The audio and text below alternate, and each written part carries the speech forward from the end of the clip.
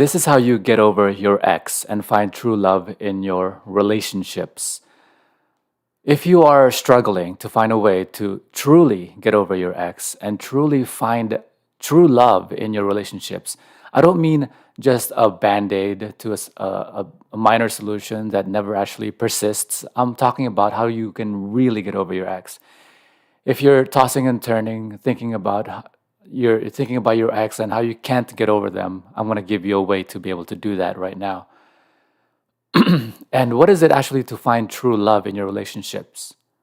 What does it look like? And how can you really find true love in your relationships? I'm going to give you the advice that I would give you, being 13 plus years, being a dating and relationships consultant. If it's the first time you're tuning in here on this channel, my name is Ron John. I'm the head trainer at Great Relationships University. I'm the operator of the #1 Tantra therapy in Las Vegas, and I think the US. And I'm the author of Relationships 101. And so if you haven't already, subscribe to this channel and ring the bell so you get notifications whenever I go live. I go live every day at 3 p.m. around that time, unless I have a client. And I talk about how you can have a better life, how you can make this world a better world for you, and how you can have greater relationships. And I encourage you to share this video so you can really make the world a better place for you and your friends. So what I'm going to go over is, what is an ex? How do you define an ex? And number 2 is how to find true love. What is true love and what does that look like? And number 3, I'm going to give you the action steps strategies and techniques that you can apply right now in your life, so you can get over your ex and have great relationships. That is, after all, the theme of my channel. Now, stay tuned to the very end. You will want to hear what I talk about, the action steps that I will give you that you can apply right now. And even if you don't have an ex, this will apply to you. Even if you don't have an ex that you want to get over, you're going to want to pay attention to what I say at the end of this video on what you can do to find true love and get over your ex, or reconcile with your exes for them and for you. So when you're ready, say in your mind, I'm ready. I used to like to say that in leadership meetings. Number 1, what is an ex? Now, you probably know, if you know me, that I don't have any exes. I am, after all, in open relationships. I've been for the better part of a decade. Incredible, amazing open relationships. And I like to say that I don't have any exes. I only have girlfriends in remission. Did you catch that? I only have girlfriends in remission. Why is that, Ron? And I'm going to tie it into what is an ex, why you have an ex, and how you can get over your ex. Whether you're in an open relationship or a closed relationship, it doesn't matter what style of relationship. But I want to give you an example that you might perhaps glean something from, you might catch an idea from, and apply it into your life. So why don't I have any exes? The reason I don't have any exes, I only have girlfriends in remission, is because it's silly to me. Now, I don't want to offend you with this, but it's absolutely silly to me. And I want you to think about this, to have any exes. Do you have ex-friends? You only have ex-friends or ex-best friends when they've betrayed you at a point where it's unforgivable. But if they were true friends, you love them dearly. If you were to say somebody, I love you. Now, when you tell somebody, I love you, does that come with strings attached? When you say I love you to someone, did it come with strings attached, or did it come with unconditional love? Is it only I love you because so long as you don't sleep with anybody else? Is it I love you so long as you don't think about sleeping with somebody else? Is it I love you until you smile at a hot-looking girl or hot-looking man? Is it with strings attached? If you love them for the true, genuine sense that you actually love the person, love any persons, then you wouldn't have any exes. Do you understand? Perhaps you have a best friend in high school, and then towards college, you went to different colleges. Your love doesn't wane for them. Your love doesn't disappear. You still love them as a friend. It's just that your life took you to different paths. And when the paths cross again, you will reminisce your love. You will rekindle your love and perhaps love them in the same way or even better. I wouldn't say you would love them in the same way because you can't love somebody in the same way. They're a different person. So going back, this is why I don't have any exes. I only have girlfriends in remission. They may well have moved to a different state, pursue a different career, go to a different path where they can no longer be proximal to me. They can no longer be in the same city as me. I still love them. They're still my friend. Love doesn't ever truly go away. So going back, let me reiterate that I don't have any ex-girlfriends. I only have girlfriends in remission. My girlfriends today, if I were to see them, I will rekindle the love that we had, and there is no inhibitions to that. So going back, what is an ex? And what is the reason why you have an ex? The reason why you have an ex typically is because you were in a monogamous relationship in which they betrayed you, in the sense that for most people what happens is they betray what they presumed about the relationship because they don't have clarity of communication. The clarity of communication they have is mostly presumption. Most people's communication and their clarity in their communication is mostly presumed. So I like to say, the less you presume, the less things are presumed in your relationships, the better it always stands to be. All of your relationships stands to become better when the details of your relationship are absolutely clear. Did you know that for some people, they feel betrayed when you just think about another man or woman? For some people, when you think about another man or woman, it's completely fine, completely okay. Nothing wrong with that. It's when you touch them or when you interact with them. For some people, none of that matters. None of that is considered betrayal until your penis enters their vagina or someone else's penis enters your vagina.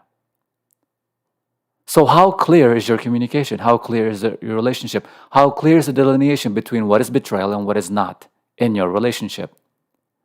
For most people, they never talk about that. For most people, that's presumed.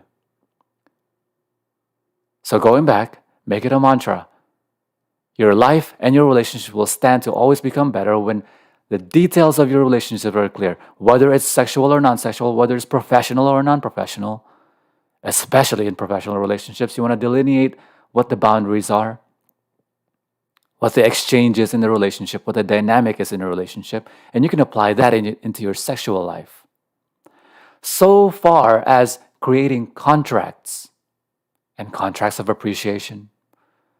This is especially particularly true in BDSM dynamic relationships because when you go to the edges of your sexuality and the edges of your psychology, your sexual psychology, or things that are taboo, it's better to become clear in your communication. Now, why don't you apply that into your actual relationships? It's because you weren't taught. You didn't hear this until now, until you watched this video. From me. So, number 2, what is it to have true love, and how can you find true love? This will be very brief because I talk about this a lot on my channel. What is true love? I like to say that true love. Now, I like to begin with this when it comes to the idea of love. And it is an idea.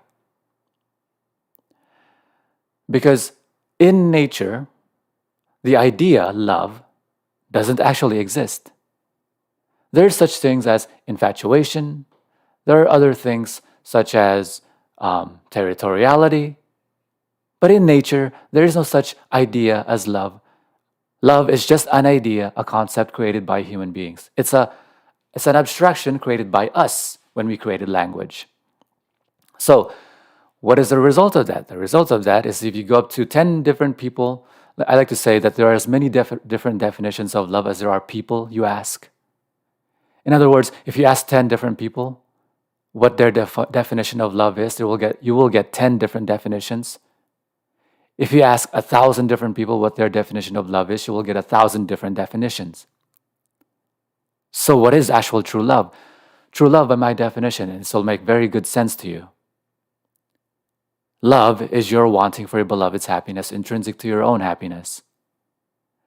What does that tell you? It tells you that jealousy, which is you're preventing them from doing the things that they want, like, and desire, even when it's with a different person, jealousy is a demonstration of your lack of love. It is just your ego screaming at you, if you gave your beloved choice, she or he might not return to you. So you have to prevent them from doing those things with people that they might desire. And then there's ownership. This concept, ownership, which didn't even exist more than 12,000 years ago. It only began to exist when we discovered agriculture, when we had to own land. And then the idea ownership came to be. And now, from that point on, they also had to have heirs to their land. And because they had to have heirs to their land, they had to know that their firstborn were their own, because that was going to be the heir to their land. And so now they had to own their women. And they had to come up with things that prevent them from having the children of other men, because so they came up with such things as honeymoon, 1 month. So the woman was sequestered away, and if she didn't bleed in the bed at the first time they had sex, she would be stoned to death, because he would know that she wasn't actually a virgin and that their firstborn wasn't actually going to be his own. They had things like chastity belts. They had things like harem guards. These ideas go back way back, and you probably don't recognize it, especially if you're younger. So you recognize what true love is. Number 3, what are the action steps that you should take right now? I made a list. Number 1,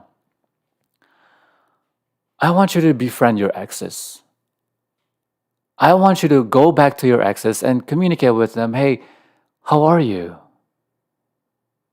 And this is what I would say to them if I would just think about it now, just off the top of my head. Hey, how are you? I just wanted to reconnect with you. And I wanted to communicate with you that we had some experiences in the past when we were much younger, and much more inexperienced and much more immature, at least on my part. And I just wanted you to know that I want to make sure that there's nothing between us that's keeping us from being friends or keeping us from inhibiting each other's communication. Because I recognized, perhaps recently or perhaps a while back, that at one point I loved you as a person.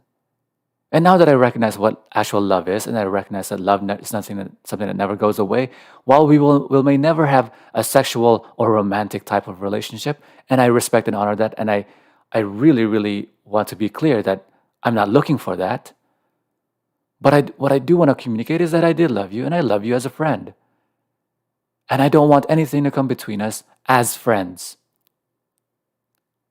And I'm really happy that you're in a fantastic relationship right now. I support you 100%.